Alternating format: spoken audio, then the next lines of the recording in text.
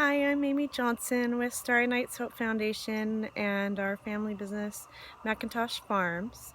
And I just wanted to do a video to say a bit about what our plans are and our goals and how things have been progressing and all that. And make it so that if you've heard about our cause before or you haven't, either way, give a bit of info and updates and all that. So I've been really sick and had a bad few days, but I got myself up today and was able to walk around a bit and get out to the garden, so that is good. It's progress. But I live in Vancouver, Washington, and I was up in Seattle at the time. But 10 years ago, when I was 25, I'm 35 now, I started getting sick a lot and found out I had Epstein-Barr virus mononucleosis. I had that when I was 17, and it lays dormant in the body, and it's rare, but every now and then it comes back out. And I was going through a divorce from a domestic violence man, and he was being psychotic, and it was really scary and really stressful time, and basically dealing with all that, and then the mono came back out, my body broke, and the last 10 years have been a fight for my life. And I developed chronic nerve pain disorder, chronic nausea and vomiting. I have a stomach disorder called gastroparesis, where my nerves and my muscles in my stomach don't digest food. And so yeah, it's pretty rough, to say the least. And the only reason I've been here the last 10 years and didn't give up. There were many times that I would have liked to have given up, because to be alive is to be miserable. I don't like to usually talk about it, but it's the facts. And I'm learning there's other chronic illness warriors out there who understand, and my heart always goes out to them, because I know every day, every hour, every minute is a struggle, and we just have to keep reminding ourselves of what keeps us going. For me, it's my son and my family, and ever since I was a kid, I always wanted to help others. I've always been a big care bear like that, with a big heart. So the last 5 years, my husband and I have been growing vegetables to give away to the community, and each year we grow more and more. My grandfather gave me thousands of seeds, heirloom rare seeds, a lot of them. So I've joined the movement to bring back heirloom varieties. One thing behind me is, if you can see the red there, that's red garnet amaranth. It's an ancient grain.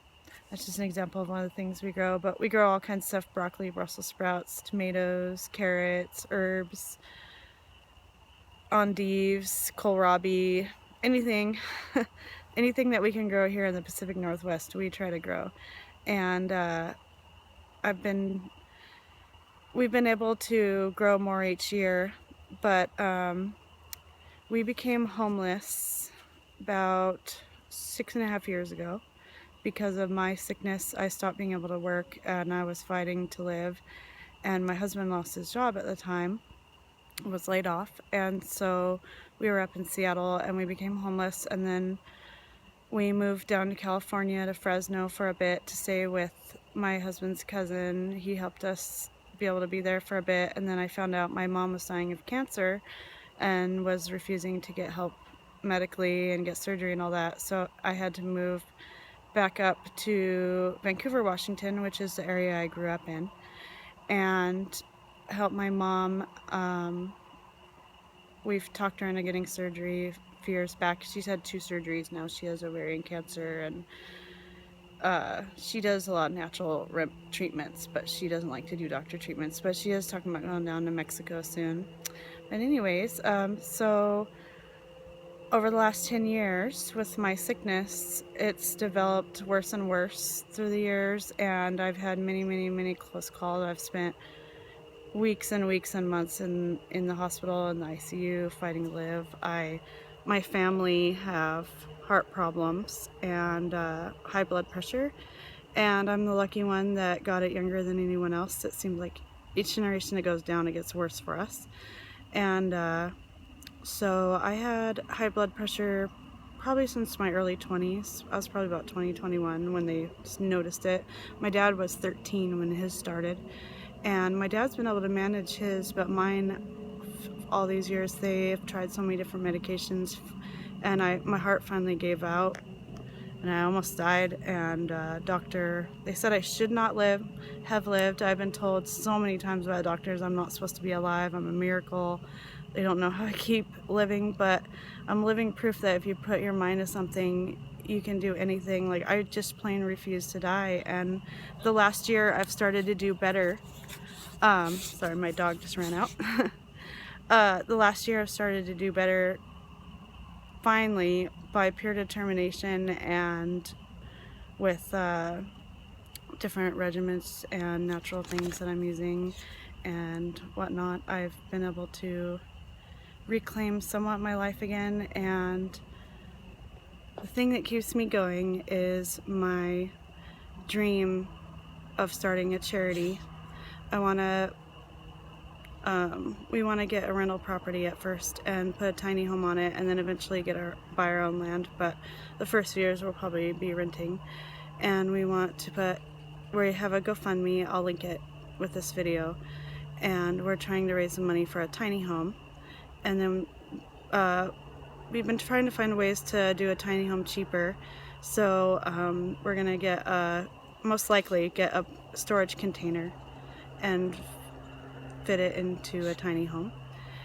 And we want to start a charity center where we do food drives, and we're going to grow more and more vegetables. We have our family business, Macintosh Farms, and we are starting to make dog treats and different stuff to sell through our business. But all the vegetables we grow forever will always be free. Like, we'll always grow our vegetables to give away to the community. And also we want to use the tiny home and the land that we rent and get it set up so we can have events where people come out and do fundraisers and awareness workshops. And I'm really big into gardening. I have a hashtag on my group, Starting Arts Hope Foundation, on Facebook. It's hashtag gardening for humanity, because I believe that more and more people should garden, because you can grow food at home, and it's just so expensive to try to eat healthy at the store. And so I'm big on the movement of gardening and bringing back heirloom seeds and all that. But we want to, at our tiny home charity farm, we want to invite guest speakers to do workshops and do anything we can to help the community. And since I'm so sick, I can't get out a lot, but I can be at home. And so if I can get a home base going, and my husband works his butt off all the time helping garden and run things, and then I do as I can depending on how I feel. But I wake up each day thinking about the charity that I want to start and my dreams, and it's what gets me up every morning.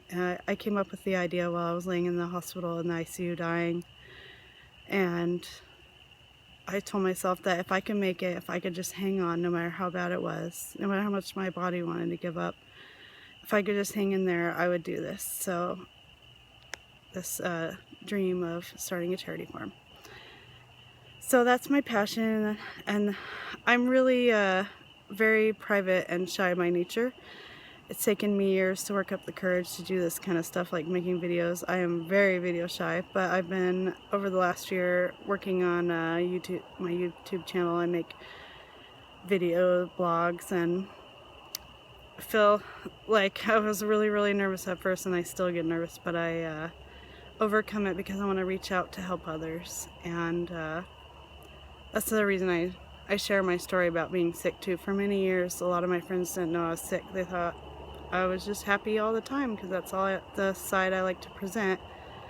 And then I realized that that we need to be real and we need to be genuine and we need to share our experiences, and in that way we grow and we learn from each other and we reach out to others and we inspire each other, and like a big family. And life isn't just a TV reality show, you know. You need to be real, and sometimes your day is good, sometimes your day is bad, and it's okay to reach out when you need help and let others support you and encourage you and all that. So I run groups on Facebook. That's how I've been helping people from home since I'm sick the last decade.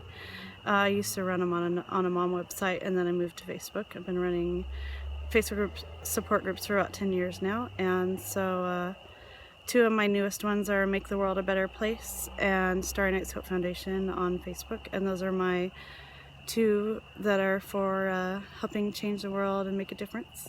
So anyone's welcome to join those. But if you've watched the video this long, I thank you for watching it, and I'm wishing you a beautiful day. And there's more info about my cause and my story and all that in the GoFundMe that I'll link, but I just wanted to spend a few minutes and talk about it. So I was really sick, and I was about to head back to the hospital, and I just barely avoided it.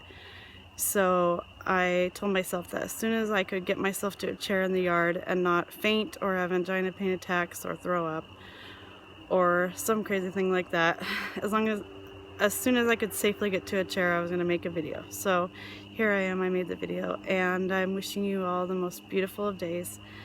And as always, I'm sending out love and light from Vancouver, Washington with all my heart. Have a beautiful, beautiful day, and blessed.